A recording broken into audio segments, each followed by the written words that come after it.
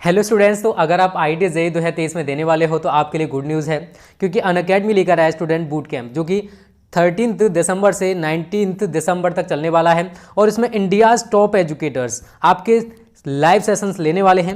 7 days 22 educators 30 sessions, यहाँ पर आप ऑल इंडिया टॉप एजुकेटर्स देख सकते हो। ठीक है स्टूडेंट, और इसके साथ साथ यहाँ पर आप अनअकैडमी स्कॉलरशिप टेस्ट दोगे।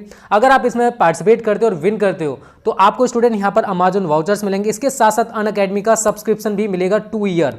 तो बहुत ही अच्छी गुड न्यूज़ है आप सभी के लिए। और यहाँ पर स्टूडेंट आपको दे रखा है डे वाइज कौन कौन से दिन आपको कौन से टीचर क्लास लेने वाले हैं। और हाँ, जब आप एनरोल करो तो एनरोल फ्री ऑफ कॉस्ट है। उसके साथ साथ आप हमारा promo code smart study classes जरूर यूज करना स्टूडेंट। स्मार्ट स्टडी क्लासेज ये हमारा प्रोमो कोड है।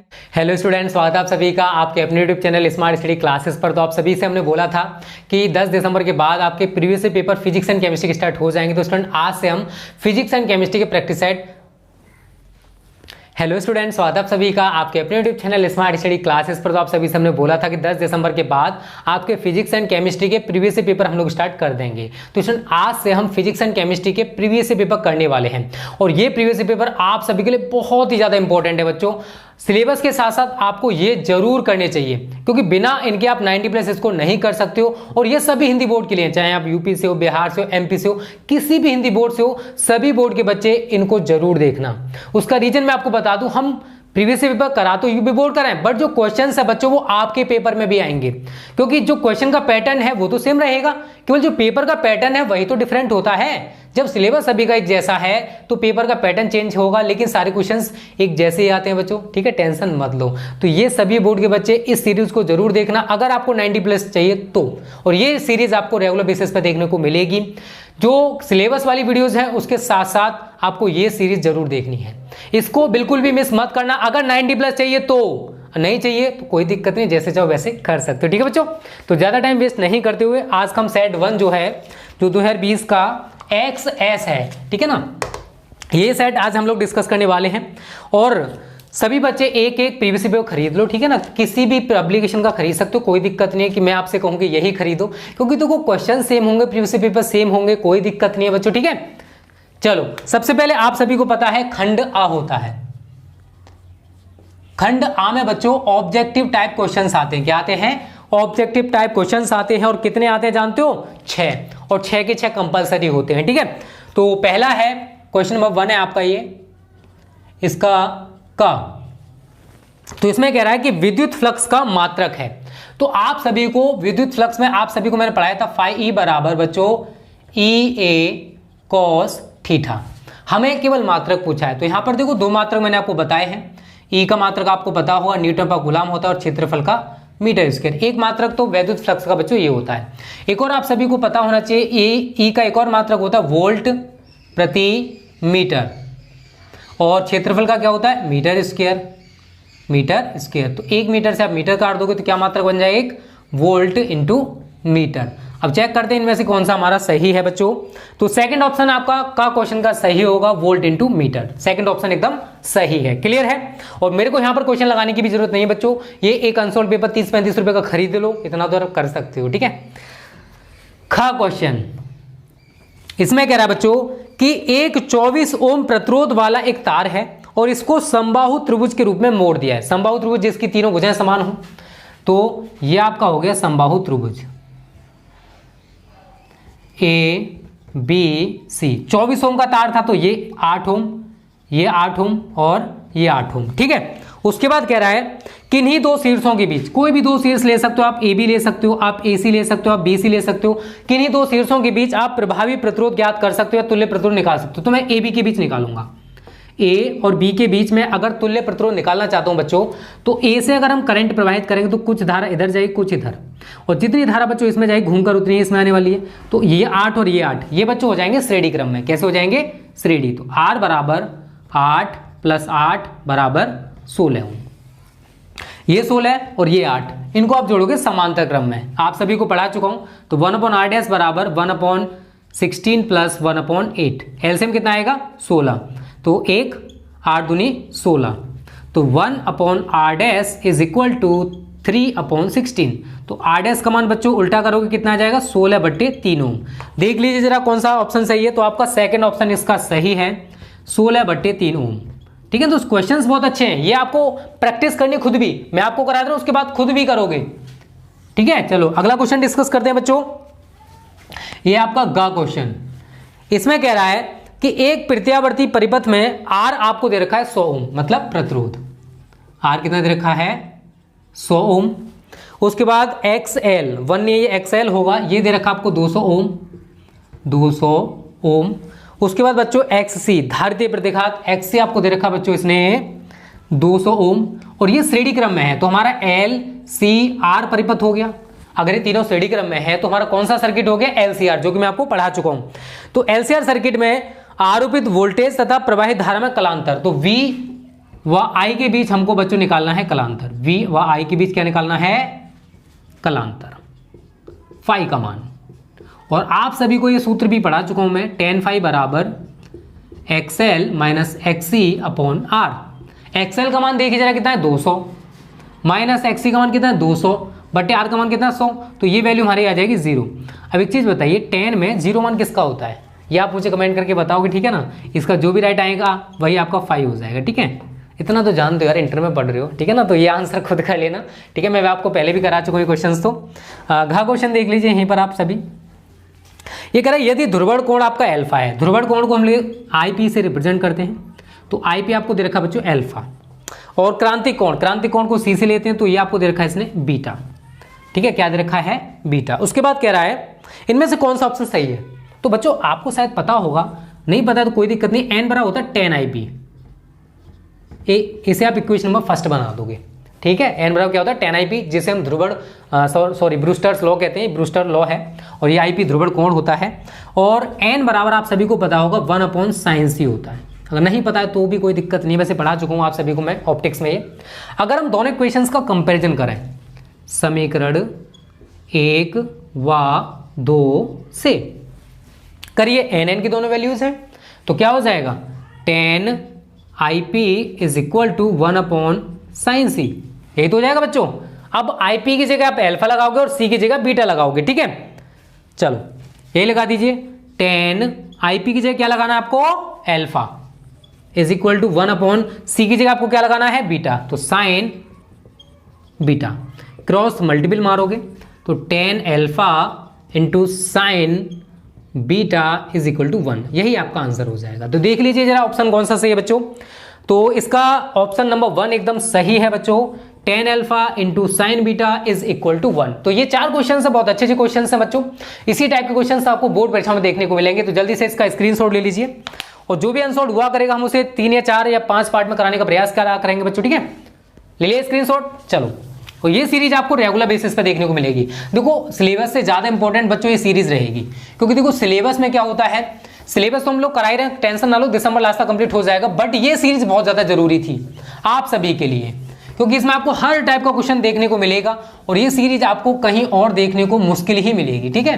कोई चैनल आपको प्रीवियस पेपर कराने का प्रयास करेगा, बट यहाँ पर आपको रेगुलर बेसिस पे देखने को मिलेंगे हम, क्योंकि इसकी इंपॉर्टेंस हम लोग जानते हैं, आपको नहीं पता है कि यहाँ से कितने क्वेश्चंस आते हैं, बट हमें पता है बच्चों यहाँ से कितने क्वेश्चंस पूछे जाते हैं। अगला क्वेश्चन देख लीजिए अब यहाँ पर, ये कह रहा है कि एक ही वेग से गतिमान है, निम्नलिखित में से किस कण की डी ब्रोगली तरंगदैर्घ्य अधिकतम होगी, तो लैम्डा बराबर होता है बच्चों h/mv, ठीक है। सभी का वेग समान है और h कांस्टेंट है, तो ये सभी का समान होगा, तो लैम्डा जो है ये किस पर डिपेंड करेगा बच्चों m पर। अब किस कण के लिए ज्यादा होगा, तो जिस कण का द्रव्यमान सबसे कम होगा, जिस कण का द्रव्यमान सबसे कम होगा उसकी डी ब्रोगली तरंगदैर्घ्य इस सूत्र के अकॉर्डिंग सबसे ज्यादा होने वाली है। अगर हम इलेक्ट्रॉन, प्रोटॉन, न्यूट्रॉन, अल्फा कण में बात करें तो सबसे कम जो द्रव्यमान है बच्चों वो इलेक्ट्रॉन का होता है। कितना होता है 9.1 इंटू 10⁻³ kg। और जितने भी बचे हुए यहाँ पर कण आपको दिखाई दे रहे हैं, प्रोटॉन हो गए, न्यूट्रॉन हो गया, अल्फा कण हो गया, इन सभी का लगभग समान होता है 6.67 इंटू 10⁻27 kg। बट सबसे कम जो होता है वो होता है इलेक्ट्रॉन का। तो सबसे ज्यादा जो डी ब्रोगली तरंगदैर्घ्य है बच्चों वो इलेक्ट्रॉन की होगी। किसकी होगी? इलेक्ट्रॉन की, अकॉर्डिंग टू दिस फॉर्मूला। ठीक है ना, कोई दिक्कत नहीं है। चलो अगला क्वेश्चन डिस्कस करते हैं। क्या है इसका? ये क्वेश्चन एक दो बार पूछ लिया गया। वैसे प्रकाश विद्युत प्रभाव के प्रयोग में आपतित प्रकाश की आवृत्ति न्यू है, आपतित प्रकाश की आवृत्ति कितनी है, न्यू, और निरोधी विभव है बच्चों वी नॉट। तो हमसे कह रहा है कि जो अगर हम इनके बीच वक्र खींचे तो उसकी जो ढाल होगी, आपको यहाँ पर ढाल का मतलब टेन थीटा होता है, तो टेन थीटा बराबर बच्चों यहाँ पर आपको सूत्र याद रख लेना है H/E, ठीक है ना, इस सूत्र को आप तैयार कर लेना। और यहाँ पर शायद बी में आपको पढ़ाऊंगा, टेंशन ना लो, मॉडर्न फिजिक्स में आइंस्टीन का प्रकाश विद्युत समीकरण यहाँ पर बहुत ज़्यादा इंपॉर्टेंट हो जाता है, जो कि आप सभी को तैयार कर लेना बच्चों। वैसे तो मैं आपको कराऊंगा ही कराऊंगा, टेंशन मत लो, ठीक है, बहुत ज़्यादा इंपॉर्टेंट है।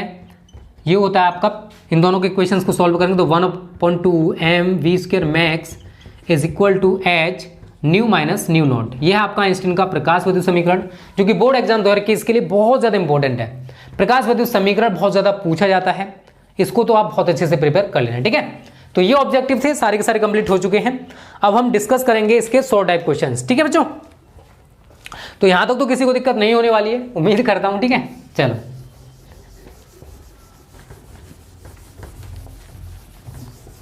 अब देखिए अगला क्वेश्चन, इसमें कह रहा है कि अवतल लेंस के द्वितीय फोकस, अवतल लेंस के द्वितीय फोकस की परिभाषा कीजिए। मतलब परिभाषा हमको बतानी है। आपका खंड बा यहां से बच्चों स्टार्ट हो जाता है और इसके सभी क्वेश्चंस एक एक नंबर के होंगे, ठीक है। जितने क्वेश्चंस हैं वो सभी एक एक नंबर के होंगे। क्वेश्चन नंबर 2 यहां से स्टार्ट होगा हमारा, इसका का क्वेश्चन, अवतल लेंस के द्वितीय फोकस की परिभाषा। तो बच्चों देखो, अवतल लेंस के अगर हम द्वितीय फोकस की परिभाषा की बात करें तो मैं थोड़ा सा आपको डीपली समझा दे रहा हूँ।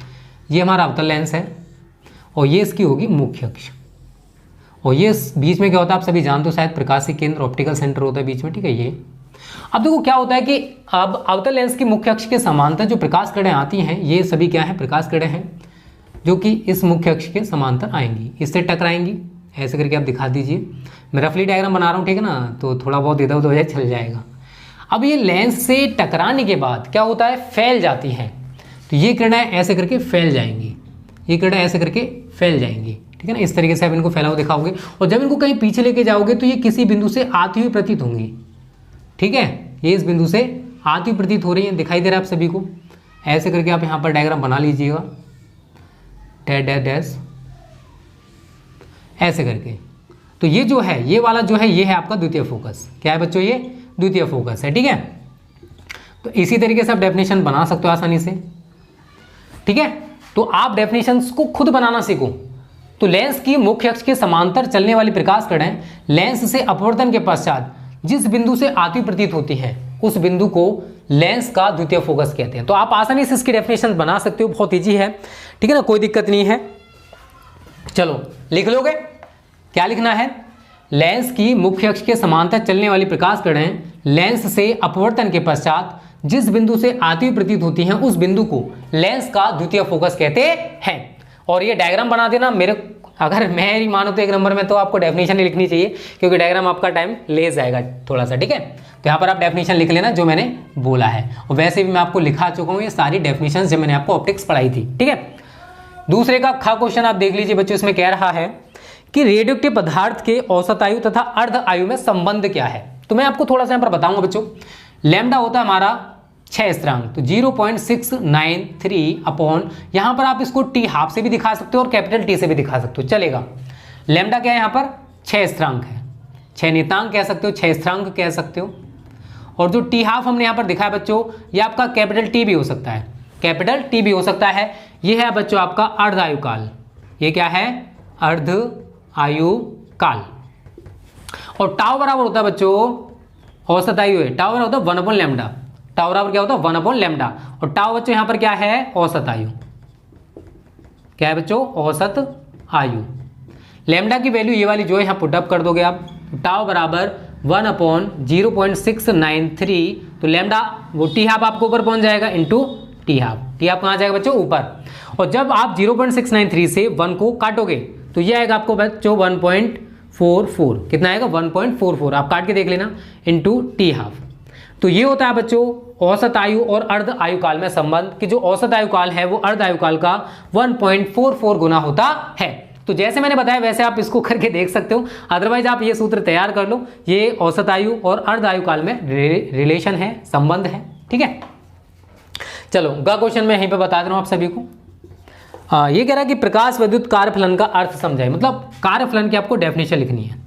कार्यफलन, वर्क फंक्शन इसको इंग्लिश में कहते हैं, वर्क फंक्शन डेफिनेशन क्या है तो आप यहाँ लिख लेना, वह न्यूनतम ऊर्जा जो किसी धातु की सतह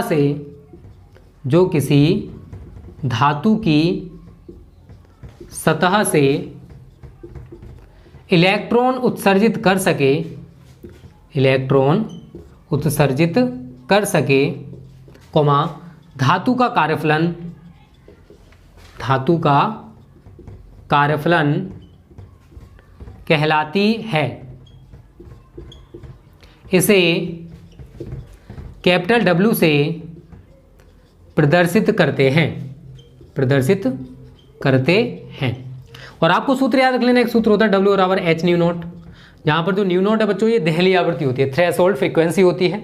ठीक है, पहले आप ये गा क्वेश्चन तक हमारे कंप्लीट हो चुके हैं, इतने का स्क्रीनशॉट ले लीजिए जल्दी से, फिर मैं आपको आगे के सारे क्वेश्चंस बताने वाला हूँ। ये इंपॉर्टेंट क्वेश्चंस हैं जो बोर्ड परीक्षा में पूछे जा सकते हैं, इनकी तैयारी आप अच्छे से कर लेना बच्चों, क्योंकि यहाँ से क्वेश्चंस बहुत ज़्यादा बनेंगे। फिर बाद में मत कहना कि सर आपने ये नहीं बताया वो नहीं बताया। ठीक है, मिटा दे इसको। चलिए, और ये सीरीज आपकी रेगुलर बेसिस पे चलेगी, क्योंकि यहाँ पर आपको बहुत अच्छे अच्छे क्वेश्चन हम लोग कराने वाले हैं सीरीज में। चाहे आप कुछ देखो या ना देखो, बट इस सीरीज को आप जरूर देखना लास्ट तक, क्योंकि अब होगा धमाका। ठीक है, चलिए, और थोड़ी अब बड़ी बड़ी वीडियोस आपको मिला करेंगी, क्योंकि क्वेश्चंस ज़्यादा हुआ करेंगे, उनको सभी को मैं सॉल्व कराना है। ठीक है बच्चों, चलिए अब देखिए आप घ क्वेश्चन, वॉटहीन धारा। वैसे तो मैं आपको करा चुका हूँ वॉटहीन धारा, बट यहाँ पर भी आप थोड़ा सा समझ लीजिए। वॉटलेस करंट कहते हैं इसको, वॉटलेस करंट। ठीक है बच्चों, देखो मैंने यहाँ पर आपको बताया था कि अगर प्रत्यावर्ती धारा परिपथ में केवल प्रेरकत्व है अथवा केवल धारिता है, तो वोल्टेज और धारा के बीच जो कलांतर होता है वो 90 डिग्री का होता है। तो अगर हम इस कंडीशन में औसत शक्ति 6 निकालें तो P बार बराबर VRMS into IRMS into cos phi, ये आपका सूत्र होता है। 90 लगाओगे फाई की जगह, क्योंकि कलांतर आप कितना ले रहे हो यहाँ पर 90 डिग्री, तो VRMS into IRMS into cos 90। और बच्चों cos 90 का मान सभी को पता होगा 0 होता है। कितना होता है? 0। तो इसका मतलब है कि अगर प्रत्यावर्ती धारा परिपथ में केवल प्रेरकत्व है अथवा केवल धारिता है, तो धारा तो इन सर्किटों में प्रवाहित होगी, लेकिन जो औसत शक्ति 6 है वो कितना होगा बच्चों? 0। ऐसी धारा को हम लोग क्या कहते हैं? वॉटहीन धारा। ऐसी धारा को बच्चों हम लोग क्या कहते हैं? वॉटहीन धारा। स्पष्ट है कि इन परिपथों में धारा तो प्रवाहित होगी। आप लिखना चाहते हो तो लिख सकते हो यहाँ पर, स्पष्ट है कि इन परिपथों में धारा तो प्रवाहित होगी, धारा तो प्रवाहित होगी, लेकिन औसत शक्ति 6 शून्य होगा, मतलब ऊर्जा की हानि नहीं होगी। ऐसी धारा को वॉटहीन धारा कहते हैं। क्या कहते हैं बच्चों? वॉटहीन धारा कहते हैं। ठीक है ना, तो ये इंपॉर्टेंट है। वॉटलेस करंट पूछा जा सकता है, चाहे आप किसी भी बोर्ड से हो, इसको तो आप अच्छे से प्रिपेयर कर लेना। ठीक है बच्चों, चलो अगला क्वेश्चन है आपका विभव प्रवणता। इसकी डेफिनेशन तो शायद सभी बना लोगे। विभव प्रवणता सभी को मैं इसके बारे में बता चुका हूँ। क्या लिखोगे इसमें विभव प्रवणता में? कि वैद्युत क्षेत्र में दूरी के साथ विभव परिवर्तन की दर को विभव प्रवणता कहते हैं। ठीक है ना, लिख लेना आप सभी इसे। तो विभव प्रवणता बराबर विभव में परिवर्तन बटे दूरी में परिवर्तन। ठीक है, ये आप लिख लेना, इंपॉर्टेंट है, पूछा जा सकता है। आपको तो सारी चीजें तैयार करके जाना है। तो वैद्युत क्षेत्र में दूरी के साथ जो विभव में परिवर्तन होगा बच्चों, उसको हम कहते हैं पोटेंशियल ग्रेडियंट या फिर विभव प्रवणता। ठीक है, तो ये शॉर्ट हेडिंग है, आप इसको तैयार कर लेना। वैसे तो हम आपको करा चुके हैं। यहाँ पर आपको वो क्वेश्चंस पर ज्यादा फोकस करना जो आपके लिए नए हैं बच्चों। ठीक है, क्योंकि नए क्वेश्चंस आपके लिए इंपॉर्टेंट होंगे, क्योंकि आपने उनको नहीं पढ़ रखा है। ठीक है, चलो अब अगला जो क्वेश्चन है बच्चों, वो चल कुंडली धारा मापी की धारा सुग्राहिता है, जिसके में डेफिनेशन लिखनी है। धारा सुग्राहिता, ये भी क्वेश्चन देखो पूछा जाता है, इसी वजह से मैं आपको करा रहा हूं, और वही सारे क्वेश्चंस आपको कराए जाएंगे, टेंशन मत लो। ठीक है, तो यहां लिखोगे चल कुंडली धारा मापी की, चल कुंडली धारा मापी की धारा सुग्राहिता। देखो मैंने आपको चल कुंडली धारामापी पढ़ाया था, तो वहां पर मैंने आपको दो चीजें बताई थी, अगर आपको पता होगा तो, एक धारा सुग्राहिता और एक मैंने आपको बताई थी बच्चों वोल्टेज सुग्राहिता। ठीक है, तो अभी हमसे पूछा क्या उसने, धारा सुग्राहिता। तो धारा सुग्राहिता जो है वो कुंडली में प्रवाहित, कुंडली में प्रवाहित, ये सारे क्वेश्चन आज ही तैयार कर लें जितने मैं आपको पढ़ा रहा हूं, इनमें आप डिले मत करना। कुंडली में प्रवाहित प्रति एकांक धारा के लिए उत्पन्न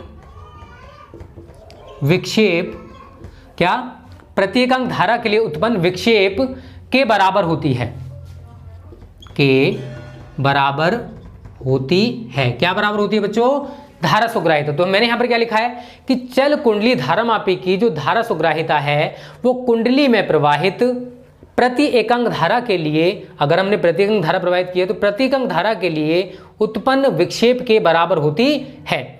और अगर हम बात करें कि इसको रिप्रेजेंट किससे करते हैं, तो देखो धारा सुग्राहिता IS से रिप्रेजेंट कर सकते हैं इसको, इसे IS से प्रदर्शित करते हैं। ठीक है ना, SI भी कहीं कहीं आपको देखने को मिल जाएगा, कोई दिक्कत नहीं, IS भी दिखा सकते हो, SI भी दिखा सकते हो, कोई दिक्कत नहीं, चलेगा, प्रदर्शित करते हैं। ठीक है बच्चों, तो आपको तैयार हो गया डेफिनेशन कि अगर कोई चल कुंडली धारामापी है और उसकी धारा सुग्राहिता की अगर हम बात कर रहे हैं, और आपको मैंने एक सूत्र भी लिखाया था, अगर आपको पता होगा तो बच्चों, IS बराबर φ/I, पता है नहीं पता, अरे पता होना चाहिए यार, मैंने आपको बहुत अच्छे से बताया था और आगे मैंने इसको कन्वर्ट भी किया था NAB/C में। अगर आपको पता है तो अच्छी बात है, इसको अगर आपको नहीं पता है तो भी कोई दिक्कत नहीं हो। यहाँ पर सारी चीज़ें मैंने आपको बताई थी कि N क्या है, A क्या है, B क्या है और C क्या है, सारी चीज़ें मैं आपको बहुत अच्छे से और डिटेल में बता चुका हूँ बच्चों।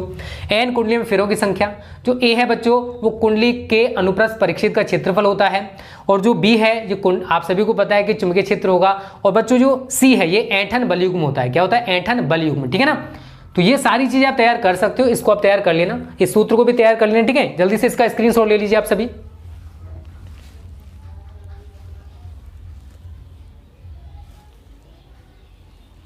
चलो मिटा दे इसको, आप सभी ने स्क्रीनशॉट ले लिया होगा बच्चों। ठीक है, इन क्वेश्चंस की आप तैयारी अच्छे से कर लेना, एक भी क्वेश्चन मिस नहीं होना चाहिए इनमें से अब। ठीक है, चलिए तो बी खंड बा जाता वो कंप्लीट हो चुका है। अब जो खंड सा है बच्चों वो डिस्कस कर लेते हैं, उसमें भी अच्छे अच्छे क्वेश्चंस मुझे दिखाई दे रहे हैं, और ये क्वेश्चंस तो आप अच्छे से लगा लेना बच्चों, और इस वीडियो को ज़्यादा से ज़्यादा शेयर करना, जितना शेयर कर सकते हो शेयर करने का प्रयास करना, जिससे हर बच्चा इनका फ़ायदा उठा सके। ठीक है, क्योंकि बीच बीच में से आपको आंसर नहीं करा रहा है, बल्कि एक तरफ से आपको सारे क्वेश्चंस करा रहे हैं। अब डाल लीजिए खंड सा, ये खंड सा में सारे क्वेश्चंस बच्चों 2-2 नंबर के होते हैं, खंड सा। अब यहाँ पर आपको प्रत्येक क्वेश्चन जो है वो 2 नंबर का देखने को मिलेगा। ठीक है, तो यहाँ पर क्वेश्चन नंबर 3 आपका स्टार्ट हो जाता है बच्चों। क्वेश्चन नंबर 3 का क्वेश्चन इसमें कह रहा है कि एक प्रेरकीय प्रत्यावर्ती धारा परिपथ में, मतलब हमने प्रत्यावर्ती धारा परिपथ के साथ या प्रत्यावर्ती धारा स्रोत के साथ केवल और केवल प्रेरकत्व जोड़ रखा है, ये मैं आपको पढ़ा चुका हूं। ठीक है, तो यहां पर आप केवल और केवल प्रेरकत्व दिखा दोगे, और यहां पर आप दिखाओगे V बराबर V0 साइन ओमेगा टी, ये आपका प्रेरकत्व। और उसके बाद कह रहा है धारा तथा वोल्टेज के बीच कलांतर क्या होता है। तो आप सभी को पता है कि अगर हमने प्रत्यावर्ती धारा स्रोत के साथ केवल और केवल प्रेरकत्व जोड़ रखा है तो वोल्टेज धारा से कला में 90 डिग्री अग्रगामी होता है, अर्थात वोल्टेज और धारा के बीच 90 डिग्री का कलांतर होता है। आप लिख सकते हो यहां पर, यदि प्रत्यावर्ती धारा स्रोत के साथ केवल प्रेरकत्व जोड़ा गया है तो वोल्टेज धारा से कला में 90 डिग्री अग्रगामी होता है, या फिर हम एक और भाषा में क्या कह सकते हैं कि जो धारा है वो वोल्टेज से कला में 90 डिग्री पश्चिमगामी होती है। तो जैसे चाहे वैसे कह सकते हो, थप्पड़ गाल पे ऐसे मारो लगेगा गाल पे। ठीक है, वही बात होती है, तो कैसे भी आप लिख सकते हो। आगे इसने बोला है कि प्रेरण प्रतिघात का सूत्र लिखिए, तो XL बराबर क्या होता है, ओमेगा L, और ओमेगा बराबर क्या होता है 2/f, तो 2πfL। आपको ये सूत्र भी तैयार कर लेना है प्रेरण प्रतिघात के लिए। उसने बोला है 1 नंबर आपका इसके लिए होगा बच्चों कि इनके बीच कितना कलांतर होगा, तो 90 डिग्री का कलांतर होगा। अगर वोल्टेज और धारा के बीच कलांतर की बात करेंगे तो कितना कलांतर होगा, 90 डिग्री का कलांतर होगा। अगर ये पूछा कौन अग्रगामी होगा, तो वोल्टेज अग्रगामी होगा। बता चुका हूं आप सभी को बहुत अच्छे से मैं। चलिए क्वेश्चन देखिए बच्चों, अब इसमें कह रहा है कि तरंगदैर्घ्य आपको दे रखी है लैम्डा 5 × 10⁻⁷ मीटर। ठीक है, उसके बाद कह रहा है कि ऊर्जा का जो मान है इलेक्ट्रॉन वोल्ट में, तो देखो E बराबर बच्चों होता है hc/λ। ठीक है, इससे आप इसको पूरा कर सकते हो। ठीक है, सारी वैल्यू मैं बता दे रहा हूं, 6.6 इंटू 10⁻⁻34। सी का मान प्रकाश की चाल सभी जानते हो, 3 × 10⁸ बटे, उसके बाद आपको दे रखा है लैम्डा 5 इंटू 10⁻⁷। कैलकुलेशन करना जानते हो ना, तो आप जो कैलकुलेशन करोगे इनका मल्टीपल कर लेना, 19.8 आएगा, 34 में से 8 घटाओगे तो 26 बचेगा, और इसको आप ऊपर लेके जाओगे तो पावर बच्चों आपके ऊपर जाके कैसे हो जाएगी, पॉजिटिव बटे 5। तो 19.8/5 इंटू 26 में 7 गया, 10⁻⁻19। एक चीज मैं आपको बता दूं, ये आंसर आपका आ गया जूल में, बट उसने पूछा हमसे क्या बच्चों, इलेक्ट्रॉन वोल्ट में। तो क्या करोगे यार, सिंपल सी चीज है, 19.8 इंटू 10⁻⁻19 और ये आपका 5 चल ही रहा है। आप क्या करोगे, इस पूरी वैल्यू में 1.6 इंटू 10⁻⁻19 से कर दोगे डिवाइड, तो आपका जो वैल्यू बच्चों वो इलेक्ट्रॉन वोल्ट में निकल के आ जाएगा। आप सभी को पता है यार, एक इलेक्ट्रॉन वोल्ट में कितने जूल, 1.6 इंटू 10⁻⁻19 जूल, सभी को पता है। अगर मैं पूछूं कि 1 जूल में कितने इलेक्ट्रॉन वोल्ट, तो आप कन्वर्ट कर दोगे कि 1 जूल बराबर 1/1.6 into 10⁻⁻19 joule, sorry electron volt. वही तो मैंने यहाँ पर किया है यार, जूल को मैंने कन्वर्ट किया है इलेक्ट्रॉन वोल्ट में, तो मैंने 1/1.6 इंटू 10⁻⁻19 से गुणा ही तो किया है, कोई नई चीज़ तो मैंने की नहीं है। ठीक है, तो आप कैलकुलेशन करके इसका आंसर आसानी से निकाल सकते हो। ठीक है, तो ये आपका ख क्वेश्चन है। ग क्वेश्चन भी मैं आपको यहीं पे बता दे रहा हूँ बच्चों, समझ लीजिए क्या कह रहा है। यदि प्रिज्म कोण और न्यूनतम विचलन कोण है वो एक दूसरे के बराबर है, मतलब λm जो है वो एक इक्वल है, तो प्रिज्म के पदार्थ का अपवर्तनांक ज्ञात करना है। मतलब n आपसे पूछा है बच्चों कि n का मान कितना होगा, और आप सभी को पता है, अगर पता है तो कोई दिक्कत नहीं, अगर नहीं पता है तो n बराबर मैं आपको पढ़ा चुका हूँ sin a plus delta m बटे 2 बटे sin a/2। तो आप क्या करोगे, या लैम्डा m की जगह a लगा सकते हो, तो लैम्डा m जहां पर भी है वहां पर a यूज कर सकते हो बच्चों आप, तो sin a प्लस a/2 बटे sin a/2। ठीक है ना, लैम्डा m की जगह हमें क्या करना, प्रिज्म कोण उसके बराबर है, दोनों एक दूसरे के इक्वल है, तो मैंने वही कर दिया। तो a प्लस a 2a, तो sin 2a/2 बटे sin a/2। तो यहां से आप n का मान मुझे बताओगे बच्चों कितना निकल के आ रहा है। कैलकुलेशन थोड़ी सी चलो मैं और कर दे रहा हूं, 2 से 2 काट दोगे तो यहां पर आपको बचेगा केवल और केवल sin a बटे, नीचे आप देख सकते हो sin a/2 है, क्या है sin a/2। ठीक है, n का मान हमको बताना था बच्चों, बट मैंने यहाँ पर n की वैल्यू निकाल के रख दी है। अब sin a/2 है और यहाँ पर आपका sin a है, तो n का मान बच्चों अब इस कंडीशन में कितना आएगा। जिन बच्चों को कैलकुलेशन करनी आती है वो करके मुझे बता सकते हैं, जिनको नहीं आती है कोई दिक्कत नहीं है, आप ट्राई करना। अगर नहीं आए तो इस क्वेश्चन को मैं करा दूंगा दोबारा से, टेंशन मत लेना। ठीक है ना, दिस इज योर होमवर्क, इसको आप करने का प्रयास करना, अगर हो जाए तो बेटर, अगर नहीं हो तो भी कोई दिक्कत नहीं। ठीक है, प्रिज्म के पदार्थ का अपवर्तनांक पूछा था, अगर इन दोनों को हमने इक्वल कर दिया तो क्या आने वाला है, चलो करके देख लेना, अगर आ जाए तो बढ़िया, नहीं ना आए तो कोई दिक्कत नहीं है। ठीक है, चलो अब बात करते हैं, आज का लास्ट क्वेश्चन है बच्चों, इसी के साथ हमारा आज का वीडियो समाप्त हो जाएगा। फिर हम कल जो है नए नए क्वेश्चन और कराएंगे आगे के जो बचे हुए हैं। इसमें कह रहा है बच्चों निम्नलिखित, मतलब हमें एक डायग्राम दे रखा है घ, और हमें इसके लिए बूलियन व्यंजक बनाना है। ये हमको दे रखा है बच्चों कुछ इस प्रकार से। ठीक है ना, अभी आपने ये गेट्स शायद नहीं पढ़ रखे होंगे, इसलिए आपको थोड़ा सा दिक्कत हो सकता है अभी।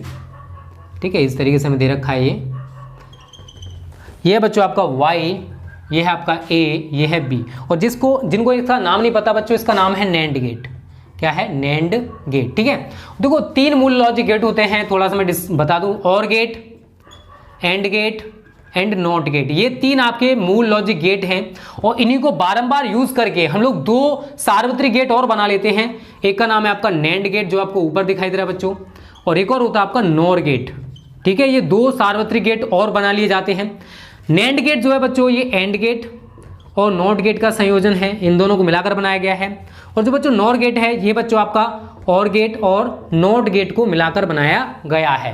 ठीक है, बट हमसे पूछा है कि नैंड गेट की सत्यता सारणी, तो देखो ट्रुथ टेबल अगर आपको बनानी है, थोड़ा सा आपको यहाँ पर बता दे रहा हूँ बच्चों।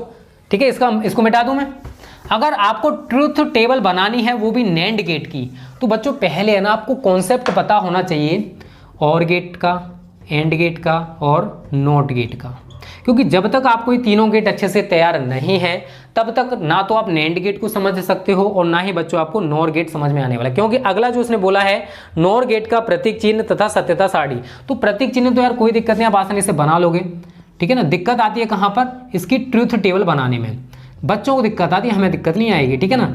ये तो आपका प्रतीक चिन्ह हो गया नॉर गेट का, ठीक है, कोई दिक्कत नहीं, इसे तो आप आसानी से बना लोगे। बट इसकी जो ट्रूथ टेबल होती है, चाहे आपकी नॉर गेट हो या बच्चों आपका नैंड गेट हो, इनकी ट्रूथ टेबल अगर आपको जाननी है, बनानी है, तो बच्चों सबसे पहले आपको ये तीनों मूल लॉजिक गेट पता होना चाहिए। और गेट हमारा कुछ नहीं है, बस सिंपल सा यार, बस ये और गेट हो गया आपका, लो